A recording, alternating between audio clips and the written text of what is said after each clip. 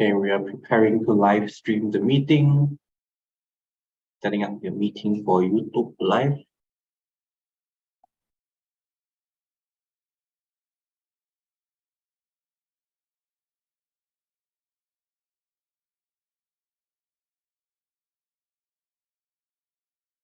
Okay, we are preparing to live stream the meeting, setting up the meeting for YouTube Live.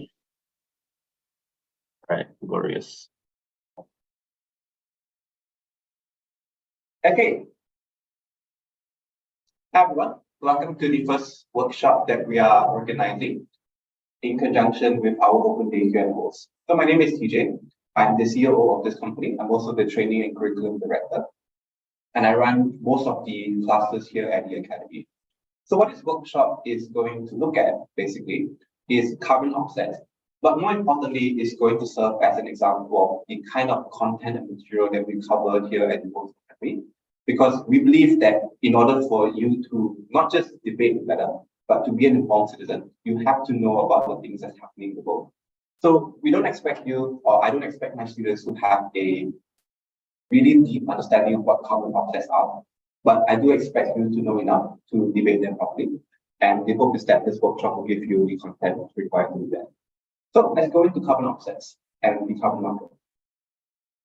In order to understand why carbon offsets exist, we first have to understand the race to net zero and the Paris Climate Accord. The race to net zero essentially is a race that all countries have committed to in the Paris Climate Agreement, and we're going to look at why in a bit. But the important thing to note is that because our climate is changing very rapidly, and we have to reduce our greenhouse gas emissions by 2050, the Paris Climate Agreement was the first time that all the nations around the world have come together to commit to reducing their greenhouse gases and making certain targets and really renewing them every single year. So let's look at what the Paris Climate Agreement is.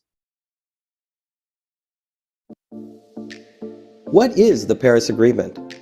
The Paris Agreement is a legally binding international treaty on climate change to limit global warming to well below 2, preferably to 1.5 degrees Celsius compared to pre-industrial levels. This requires economic and social transformation to face the climate challenges now and moving into the future based on the best available science. The Paris Agreement works on a 5-year cycle of increasingly ambitious climate action. By 2020, countries communicate their plans known as nationally determined contributions.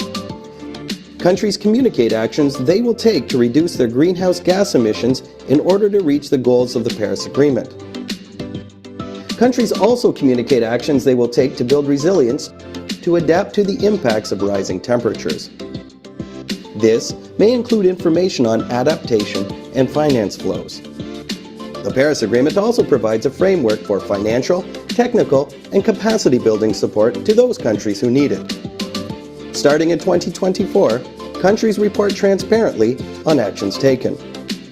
Collective progress under the Paris Agreement will be assessed through a global stocktake. This will lead to recommendations for countries to set more ambitious plans in the next round.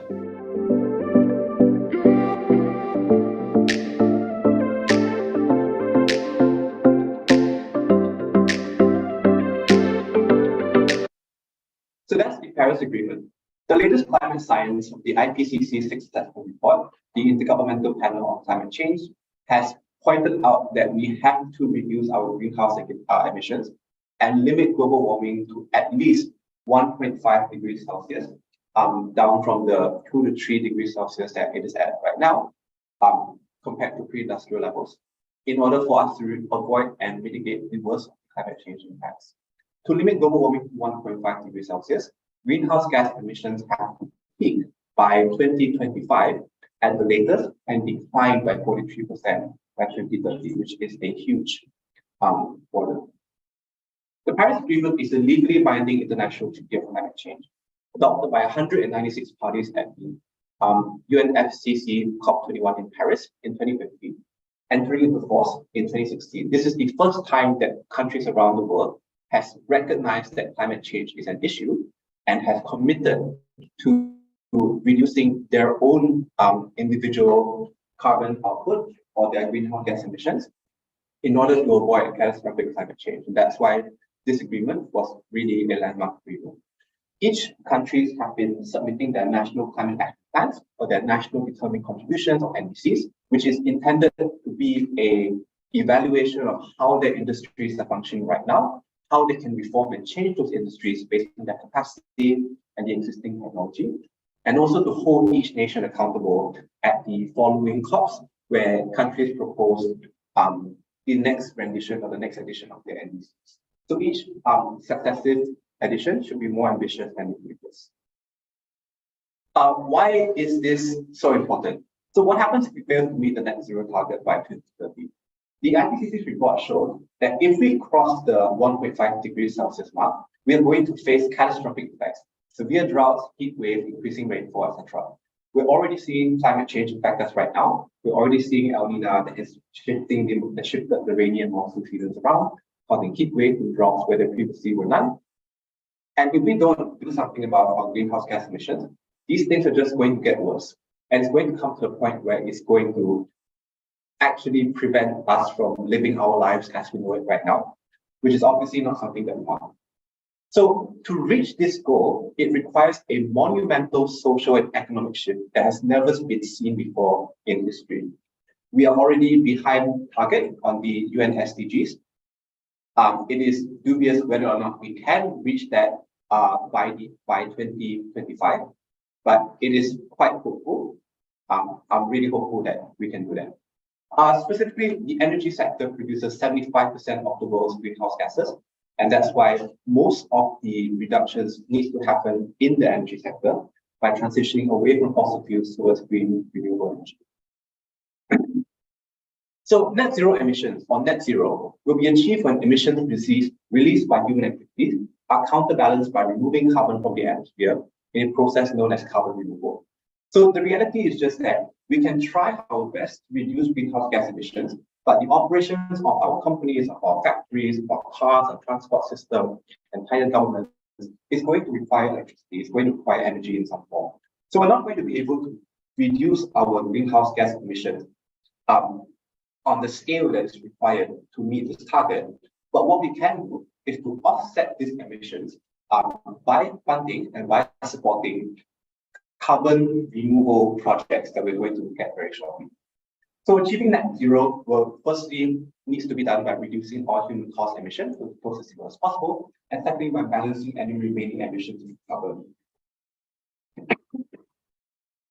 Net zero as a concept was proposed a lot earlier before the Paris Climate Agreement, but it only really gained traction in the run-up to COP21 as well as the time after that.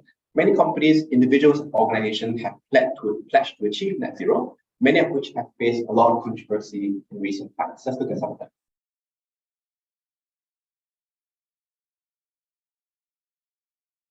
Companies have been making a lot of promises lately. We're going to reduce our carbon footprint to net zero. Unilever is committing to net zero emissions. We can achieve a net zero emissions world. But what does net zero actually mean? At the most basic level, net zero means not putting any more carbon into the atmosphere than you're taking out. Climate scientists say the whole world needs to get there by 2050 if we want to avoid the worst consequences of climate change. And the companies that make all of our stuff are a key part of that. So how can you tell if a net zero pledge has substance beyond the beautiful shots of wind turbines? Let's look at two hypothetical car companies with net zero plans to see the difference.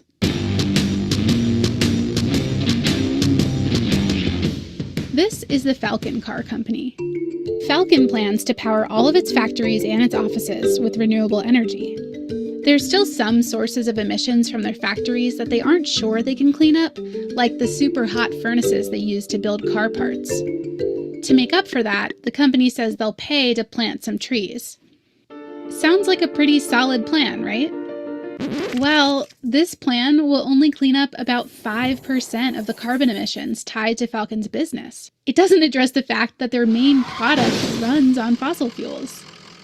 That brings us to the Sparrow Car Company.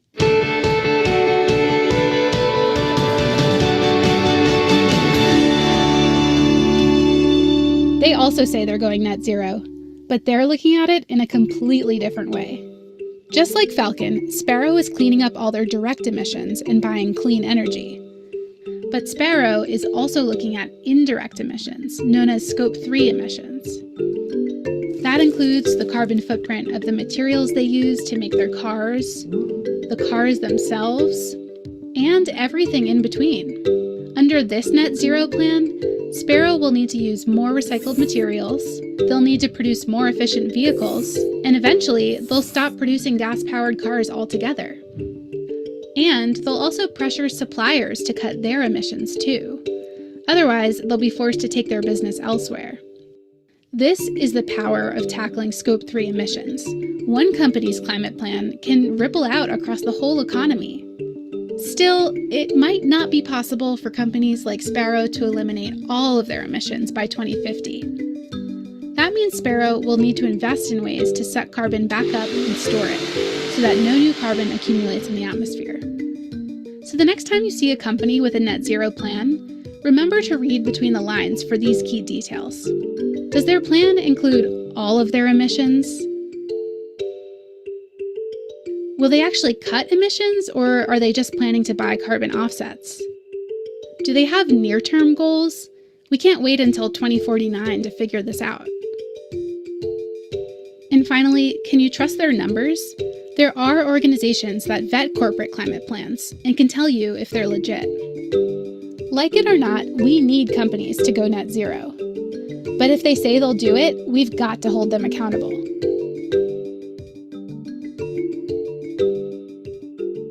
That was an introduction to what net zero is, how companies have committed to going net zero, and also some of the ways that we can check to make sure that these companies are held accountable. All of this is important to understand the backdrop of offsetting carbon, why it is necessary, and why so many countries and companies are committing to it. So what is a carbon offset? In very simple terms, carbon offset refers to any activities that prevent or reduce the amount of greenhouse gas emissions in the world today. So the biggest source of greenhouse gas produced now is carbon dioxide, but there are a bunch of other greenhouse gases as well that needs to be converted into its equivalent in CO2 when we talk about carbon credits. The classic example of what a carbon offset is tree planting programs. We call them REDD programs in the real world, but essentially a tree planting program seeks to plant more trees to absorb carbon from the atmosphere or to prevent trees from being cleared or deforestation right now. One tree absorbs approximately 25 kilograms, which is between 10 to 40 kilograms, depending on the climate and the context and the terrain, etc., of carbon dioxide per year. So each additional tree that's planted increases carbon absorption, and each additional tree that we prevent from being cut down will prevent the reduction of carbon absorption. Both of these are examples of carbon offset, especially the prevention of deforestation, because there are companies and countries that want to clear their forests for economic development. But if we can make it financially viable for them to preserve the forest by selling credits, it's just a lot easier and a lot more likely that states and countries will preserve the forest as green lungs of the world. So carbon offsets are a huge part of countries and companies achieving their net zero targets. So as we discussed earlier, the manufacturing chain, the supply chain, the operations of companies and governance is probably not going to be able to change that drastically overnight. So the only way that we can meet these net zero targets is by offsetting and reducing our greenhouse gas emissions elsewhere. So offsets are generated from activities that remove carbon from the atmosphere. So even if you in this company can't really change your supply chains now, you can still contribute to reducing your carbon footprint elsewhere. So there are a whole bunch of different carbon offset projects that are available. Forestry and tree planting projects are by far the biggest and most common examples of carbon offsets. But it also includes things like aviation industries that optimize flight path AI to minimize the creation of contrail clouds, which is also a greenhouse gas emission. Credits that is sold for these projects are invested into developing tech and AI to make it as such. Renewable energy replacing fossil fuels is a huge one, recognizing that fossil fuels contribute significantly to our greenhouse gas emissions. Projects to get clean water, to reduce the need to chemically treat or boil water, waste management projects, and carbon sequestration sequestering projects, that use carbon capture methods to literally pull the carbon dioxide out of the air and then store it in the ground or store it in rocks or store it in swamps. So these are all examples of carbon offset projects that can be converted into carbon credits as a means to fund and increase the number of these projects existing. So obviously, you don't have the time to go around planting trees, and companies have better things to do than to, or some of these companies don't have the capacity to invest in these programs. So what they can do to reduce their carbon footprint is to financially support these programs through the selling or through the buying of credits.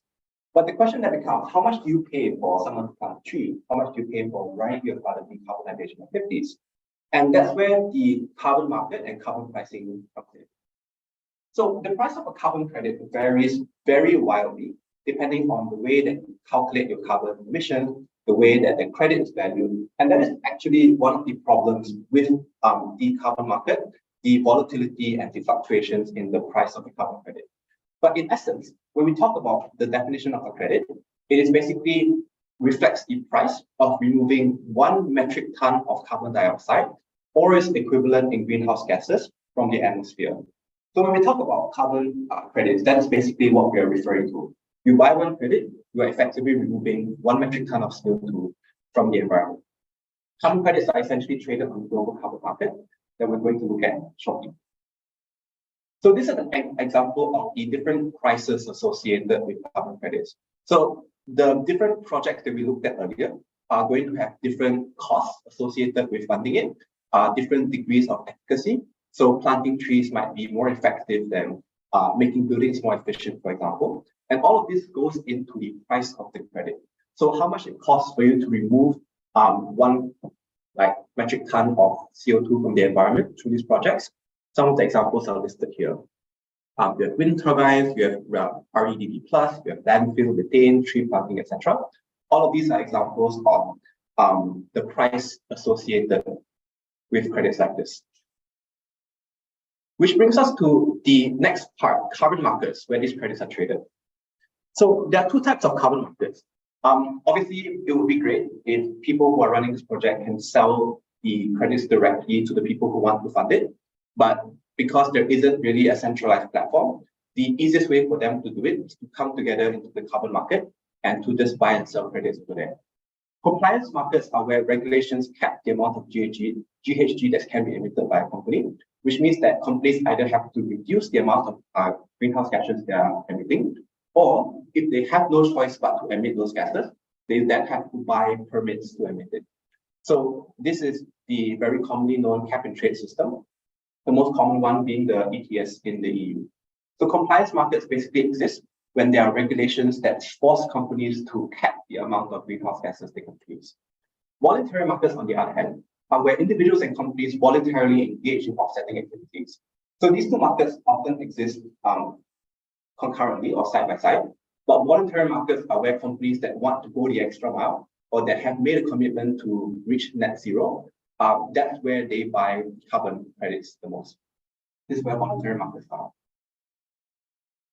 Compliance markets, the biggest example, as mentioned earlier, emission trade systems or cap and trade systems. The European Union's ETS is the biggest cap and trade system in the world. Sorry, not the biggest, the oldest cap and trade system in the world, implemented in 2005. And in 2021, China launched the world's largest ETS, estimated to cover around 1/7 the global carbon emission of the burning of fossil fuels. So China and India, the worst violators and emitters of GHGs, have also made significant commitments to reduce their emissions. And at the upcoming COP28 in December, we are going to see to what extent they've actually lived up to those commitments. Okay, so how do you price carbon credits in the market? We're just going to talk about the mechanisms first, and then after that, we'll look at the controversies and how they can be good or bad. There are 2 things to look at. The first, internal pricing, and second, external pricing. Internal pricing is how an organization values a specific carbon credit. So independent of what the market price for a credit is, an organization like the World Bank will do a calculation of how much greenhouse gases they are producing, how much emissions they need to offset, and how much money they're willing to commit towards that. So they use the internal price or the shadow price to make their decision in terms of which credits and which markets they want to invest in, based on what is acceptable towards them. The external pricing is basically the market mechanism. So that's the price that you see if you search up a carbon credit trading platform online right now. Market mechanism determine the price of credits based on supply and demand. So if there is an increase in supply, then price will go down. If there's increased demand and supply reduces, then price will go up. That's basically how the credit system works. The one exception to this is carbon taxes. So this is a fixed price for emissions, which is usually determined and paid to the state. So recognizing that there's a lot of limitations on cap and trade systems, which is basically companies that are buying unlimited number of permits so that they can continue unlimited amount of pollution. The EU has imposed a limit on the number of permits that you can buy. So past a certain point, if you are still polluting the environment, if you're still releasing greenhouse gases, you cannot buy additional permits. You have to pay a fine to the state. And this comes in the form of a carbon tax that is usually a lot more expensive than the cost of permits, which is a huge incentive for companies in the EU to reform their supply chain systems and become more sustainable. So at its core, carbon markets are just the same as any other form of financial markets. Investors buy credits, they can hold on to them as an asset with the expectation for prices to increase before reselling them. Supply and demand of available credits determine the market supply of credit. They're fluctuated, they're expected to increase demand rapidly in the future, but they're also vulnerable to shocks. They're also vulnerable to all the different kinds of problems that we see in free markets today. And one of the biggest issues that we see, especially in the voluntary carbon market, is the lack of oversight and regulation because of how decentralized that market is. All right, so understanding how offset works and how carbon markets work, we now move to the controversies surrounding carbon credits. Now, the biggest problem with carbon offsets and the biggest controversies associated with carbon credits is just the fact that these credits don't seem to be doing what they intend to do, right? The credits are worthless. So because there isn't a lot of transparency, at least in the last couple of years, in terms of carbon accounting, there isn't really a standardized way for you to calculate the carbon recapture value of carbon credits. So the baseline verification, which is, for example, in like a tree replanting program, where this tree is planted and how much carbon this or how much CO2 this tree can absorb over a year, that is the baseline. And the baseline is going to change for every single project. You need to collect data to determine that. But because there's a lack of transparency in how the carbon is calculated, projects have a huge incentive for them to really maximize or blow up the amount of carbon that this project can go in, and at the same time, really play up the price of that carbon credit in order to maximize their profits. So there's a huge popularity drive to buy credits to reduce business carbon footprint, because it is by far the cheapest and the easiest way for you to reduce your carbon footprint and to meet your net zero goals.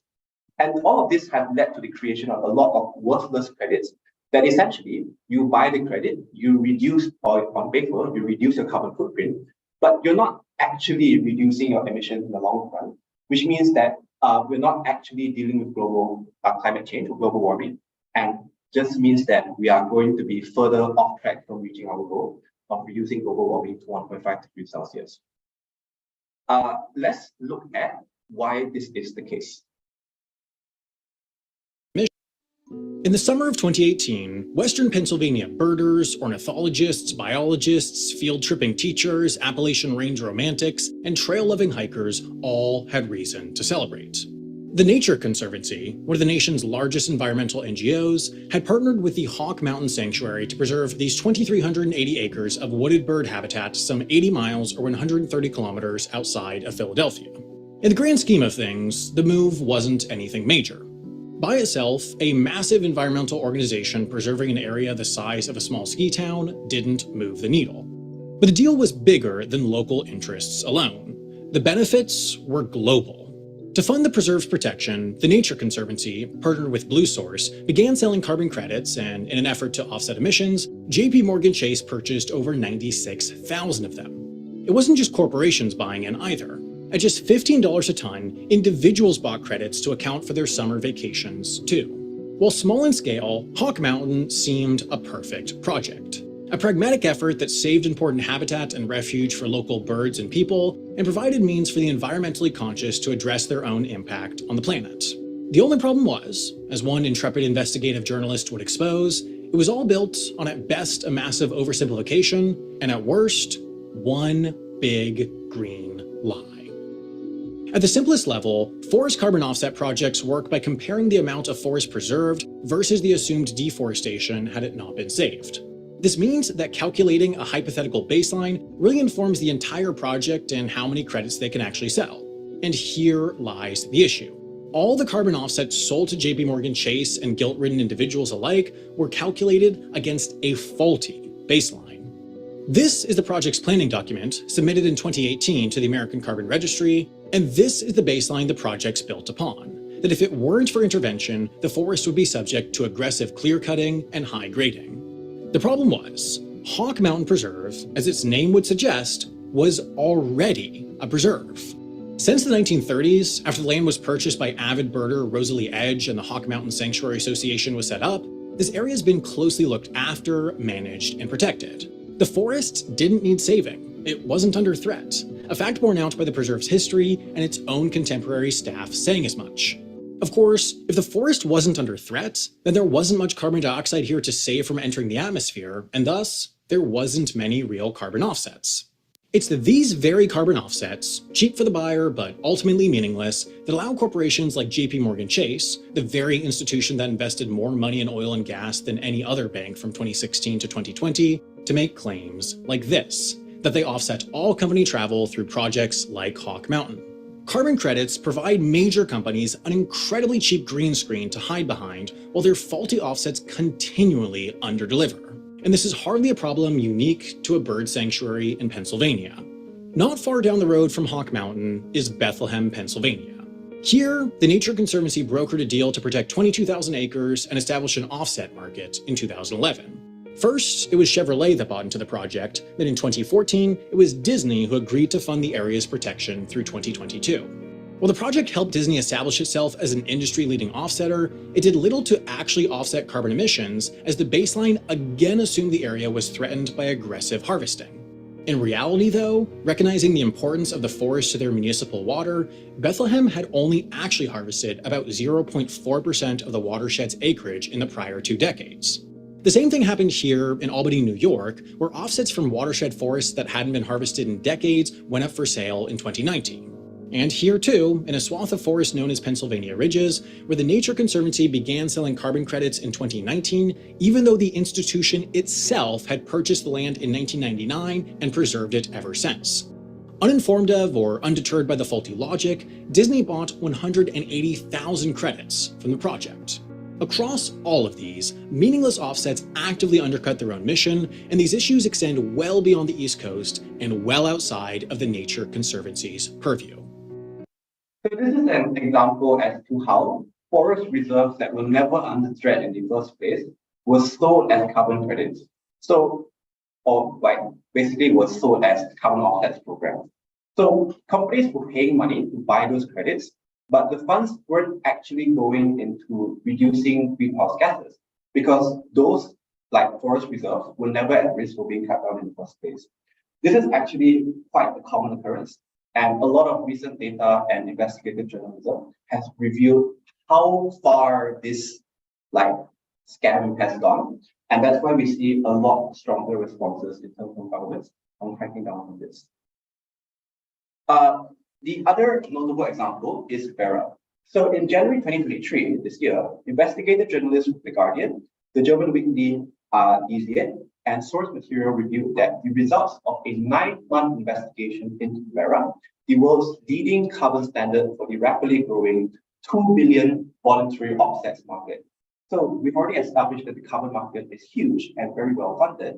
Vera is one of the leading organizations that provides the standards or accreditation for whether carbon credits are real or not. So based on the analysis of a significant percentage of Vera projects, it is found that more than 90% of their rainforest offset credits, among the most commonly used by companies, were phantom credits. That means they're just worthless. They don't represent actual carbon reductions. And companies that believe they're actually doing something about the environment and continuing to pollute are actually making their emissions worse. As a result of this scandal, obviously Vera contested the research finding a lot in terms of the methodology and how the carbon value is calculated. But as a result of this scandal, the CEO and the founder, David Antianoli, was pressured to step down in June 2023 in this year. So this really shows that there is research and there is incentives for people to expose offset projects that are not doing what they're supposed to be doing. But it also shows how deeply entrenched this system is, just because there is so much money to be made in this project or in this entire industry. Other than that, Science.org recently published an article questioning the impact of reducing emissions from deforestation and forest degradation projects, or REDD, which is basically protecting forest programs, suggesting that these organizations were massively overestimating the carbon removal effects. So again, it comes back to how you calculate the amount of carbon that is being extracted. And because you don't have very clear, transparent ways to calculate that, you don't have clear baselines, and you don't have peer-reviewed work to estimate and to verify the data of how much carbon is being removed, you get issues like this, where project managers and offset programs just claim that they remove a lot of remove a lot of carbon, and then charge a really high price for it. So this news specifically caused credit prices in the market to slump, causing speculators to lose billions of dollars. This article was actually published about 3 days ago, and yesterday it was revealed that the carbon market was angry as a result of all of these credits just being worthless in the market right now. So this is the article that was published, action needed to make carbon offsets from forest conservation work for climate change mitigation. And it was shown that carbon credit speculators could lose billions as offsets would be as worthless. It was published on Thursday, 2 days ago, sorry, not yesterday. The problem that it basically comes down to is the calculation of the carbon removal. But other than just the calculation being quite complex, there were also other issues associated with getting up data. So access to production data is limited because companies, they want to underreport their carbon footprint, because obviously they want to be seen as very green and not very polluting to the environment. But it just means that the data throughout the entire supply chain system is not captured fully, especially when we talk about scope 3 reporting. So scope 1 is just your direct production, the carbon or the emissions from your direct production chain. Scope 2 is the energy included with that and some of the raw materials. Scope 3 analyzes the entire supply chain. So the carbon footprint of the suppliers, the carbon footprint of the consumers, how these products are going to be used, not just how the products is produced, but also how it is consumed. I think there was an example earlier about cars. So a lot of car companies only factor in the emissions with regards to producing the cars, but they don't factor in the emissions of those cars driving on the road for the next 10 to 20 years. And that's a huge amount of emissions that are not being counted in. Credit suppliers, they overestimate the value of their credits because obviously they will want to price it higher in the market. The financial incentives just really makes things terrible. Carbon removal baselines vary by location, especially when we talk about projects. So you cannot make calculations based on estimates, and you cannot make it based on the highest estimate that has existed somewhere else in the world. You have to do it localized, specific to that project. And the final problem is double counting. So this is where in voluntary offsets reduction, the company that buys the offset claims it reduces their carbon footprint, but the country that the company is operating in also claims that to be reducing their footprint, especially because the country needs to meet the NDC quota. So all of these things just keep going on because the calculations are very complex and there's not a lot of transparency in the system. So recognizing that transparency is a huge issue in the carbon market, a lot of organizations have emerged, a lot of research has been invested into the carbon offset program to really shed light and scrutinize how things are, what is happening and how things are going on. So Vera, as a result of the investigative journalism and the CEO stepping down, significantly reformed its approval process for offsetting projects. So Vera is actually a company that is pretty good or pretty reputable and respected in the industry. It's just that the way that they calculate carbon removal is skewed too much in favor of one side. So if they corrected that mechanism, Everything else within that system is still pretty much functional. And that's why Vera is still recognized as one of the leading accreditation companies for credits today. Other than that, US derivative market regulators, they've issued whistleblower alert relating to fraud and misconduct in carbon markets. So things only really happen when rich people lose a lot of money, right? So as a result of 90% of the carbon credits in the carbon market just becoming worthless overnight, people are concerned. And because carbon credit, it is a buyer's market now, there's too much credits in the market now. Buyers and like companies who want to buy credits have the capacity, and now they have the incentive to pressure regulators to scrutinize and to make sure that the offsets that are being sold in the market are actually legitimate. So they're looking more into the background, looking more into the research and the data of how those things are done. The EU's emission trading system requires all credit offsets to pass very strict regulatory tests. That's why the price of permits in the EU ETS is usually a lot higher than elsewhere around the world, because most credits don't pass the qualifications necessary for them to be recognized and traded in that market. And finally, you have organizations like Allied Offset and the Integrity Council that was created to scrutinize offset projects. They have developed the core carbon principles, or the CCPs, which is a global benchmark for high integrity carbon credits.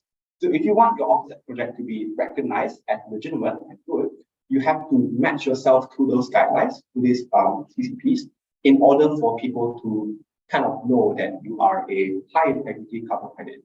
There are certain key data points that you must disclose, and reviewing those data points will really prove whether or not your credit program is working. The final problem here with regards to carbon offsets is that buying offsets often seen as a substitute for reforming and changing your business system. There's a term for this actually, it's called techno-optimism. This refers to the belief that technology and innovation will eventually find ways for us to reduce our carbon output while retaining our existing lifestyle. So I want to fly to the other side of the world and I want to burn huge amounts of fuel. And I believe that technology will eventually make it possible for airplanes to become more efficient so that I can continue flying around. And the reality is that while it's true that green technology is developing at an unprecedented pace, it's probably not likely that airplanes will be carbon free or airplanes can evolve to not burn any kind of fuel. So it's a lot more, it's a lot easier and a lot more like certain and sustainable for companies to change the ways that they are operating right now, rather than to wait for technology to catch up. We don't have the luxury. 2050 is just around the corner, like what, 27 years from now. So we need to start changing and reforming things now. But businesses often see offsets as a way to avoid that specific burden. Heavy emitters, especially in manufacturing, oil and gas companies, they're very complex supply chain, they're very heavy sunk cost in infrastructure. So it's usually easier for them to just buy a huge amount of offsets rather than to transition to green energy or to change their supply systems. So that's why offsets have often been blamed for, often been characterized as the license for these companies to continue building. And in some cases, it is quite true because it just gives companies the ability to reduce their carbon footprint, but meaningfully reducing their greenhouse gas emissions. So the last thing is just that all these offsets comes towards reducing their carbon footprint, comes towards their net zero goals. But the reality is that they're still pumping out huge amounts of emission into the atmosphere now. So how do we deal with this? Again, the EU's ETS, EU is one of the most progressive regions in the world, by the way, when it comes to green regulation. They've recently tightened regulation on available permits, causing credit prices to rise with reduced supply, while capping the number of permits that companies can purchase, which force companies to rethink their supply chains. So essentially, the EU has raised the bar as to what permits are acceptable, and this requires them to pass a very stringent test, which reduces the supply of permits in the industry or in the market, which necessarily raises the price of those permits. So at the same time, permits become more expensive. The EU says, as a company, there is a limit on how many permits that you can buy, how many credits you can buy to offset your emissions, which means that any emissions that you have past the permit limit, past the cap that you have been assigned, you have to pay a carbon tax to the EU. And the EU has made the carbon tax to be super duper expensive, which is a huge incentive for companies not to look to buying offsets as a way to reduce the carbon footprint, but to actually reform their supply chains and to reduce their emissions as a way to reduce their carbon footprint, which is what they should have been doing they should have done all along. So I think this policy is quite positive, and we'll only really see the effects of this in the next 2 years, but I'm quite happy that these things exist. Other than that, we've also seen a lot of heavy research into decarbonization technologies, circular economies that reduce the barrier of entry to reforming the industry. You also have companies like Terrascope that are consultants on decarbonization. So they offer consulting services to you as a company on how you can reduce the greenhouse emission, especially if you don't have this expertise within your company as well. This is most applicable to SMEs in the developing world. There's a lot of funding from the World Bank, from WBF, into consulting companies like this that will help educate the local population on how they can reduce their carbon footprint. There's a very heavy focus on ESG across all industries across the world right now. And that just means there's a lot of incentive for companies to reinvest in the community and in the ecological environment that will eventually come back to work with. So understanding all of these issues and how carbon offsets have evolved, what can we take away as to how these markets are going to evolve in the future? The important thing to note is that for all of the problems associated with carbon markets, the voluntary carbon market is still the best and the fastest way for nations to meet their NDCs and to meet their Paris climate commitments. So carbon market analysis predicts that the voluntary carbon market is going to expand exponentially from the $200 billion that it is right now to $50 billion by 2030, especially given the exponential growth and the international political pressure, collective agreement that we really need to decrease our carbon footprint. So the carbon removal technologies are going to improve. The number of projects that remove carbon from the environment are going to increase as well. And all of this is going to significantly increase or expand the market for carbon offsets comparative to what we have right now. Climate finance is a very hot topic. It's driven by the World Bank and the World Economic Forum, and it's going to be discussed significantly at the upcoming COP28 in Dubai. Credits are a big source of conservation funding, which is why companies and projects that are looking to expand into conservation, that are looking to decarbonize, looking to remove carbon from the environment, will be receiving a lot of support on this round. The biggest challenge in the carbon market and with regards to carbon offsets is consistency, transparency, and regulation. It's good to see that there's an increasing amount of information and research available right now. There is significant pressure from carbon investors to ensure that their credits are legitimate, they can keep their value, they're not going to lose their value overnight. And there are financial regulators that are stepping up the scrutiny on credit providers that are cracking down on fraud because the people in power are finally feeling the pinch of credits that are illegitimate and they are becoming worthless. So these are positive trends that show that the carbon market is probably going to improve, especially the voluntary carbon market, which is where most of the offsets is going to be sold and most of the impact is going to be felt. So this more or less wraps up what we have for the workshop for carbon offsets. If you have any questions, I think you can put them in the chat or the comments, and I will try to respond to them when I can. If not, please feel free to reach out to me directly through our email, info@WoLCE.org, or any of our socials. The tag is @TheRealWoLCE. Thank you so much, and I hope you found this helpful. Okay, no questions. Question?